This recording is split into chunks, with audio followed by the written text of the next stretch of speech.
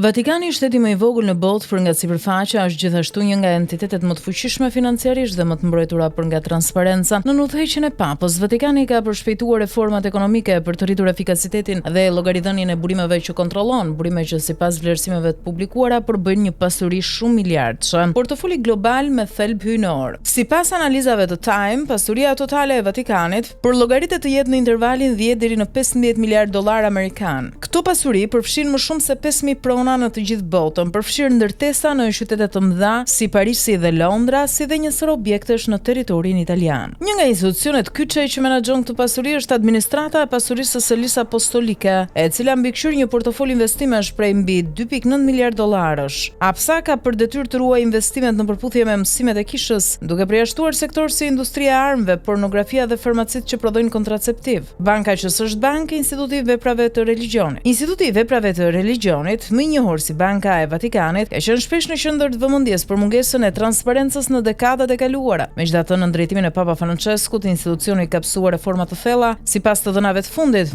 Ky institut menaxhonte mbi 5.38 miliard euro në pasuri dhe realizoi një të ardhur neto prej 30.59 milion eurosh në vitin 2023. Reforma me firmën e Papës. Në vitin 2023, Papa Francesku ndërmori një hap të rrallë. Ai shpalli nacionalizimin e pasurive të gjitha departamenteve të Vatikanit, duke i kthyer ato në pronë të vetme sovrane të Selis Apostolike. Kjo lëvizje synon të reduktojë korrupsionin dhe të shmang praktikat e keq menaxhimit që kanë njëllosur imazhin e kishës në të kaluarën. Reformat përfshin gjithashtu ndalimin e investimeve në aksione të rrezikshme dhe zhvendosjen e fokusit drejt investimeve me ndikim social dhe etik, si energjia e pastër apo projektet humanitare. Sa ishte paga e Papa Franceskut? Si udhëheqës i 1.4 miliard katolikëve në mbar botën, Papa Francesku ishte i rrethuar nga pasuria, por ai zgjodhi një jetë të kursyer. Sipas raportimeve të mediave të huaja, Papa i ndjer vendosi se nuk do të merrte një pagë edhe pse kishte të drejtë për pagë $32,000. Pas vdekjes së tij, paga e tij mund lihej për një antar të familjes, të dhurohej për bamirësi ose të dhurohej kishës. Kjo është për shkak se i ndjeri Papa Francesku ishte një jezuit që u zotua personalisht për varfrin, dëlirsinë dhe bindjen ndaj Krishtit. Megjithatë, pavarësisht zotimit të tij, Papa i ndjer thuhet se ka një vlerë prej $16 milion për shkak të aseteve që lidhen me zyrën e tij papale. Pasuria e Vatikanit nuk është thjesht një koleksion investimesh dhe prona. Ajo reflekton një sistem kompleks ku feja ndërthuret me financën në mënyrë të pashembull. Ndërsa Papa Francesku ka kërkuar të sjellë më shumë etik dhe transparencë në administrimin e këtyre pasurive, sfida për të ruajtur besimin shpirtëror ndërkohë që menaxhohen miliarda dollar mbetet një balancë delikate dhe unike në botë.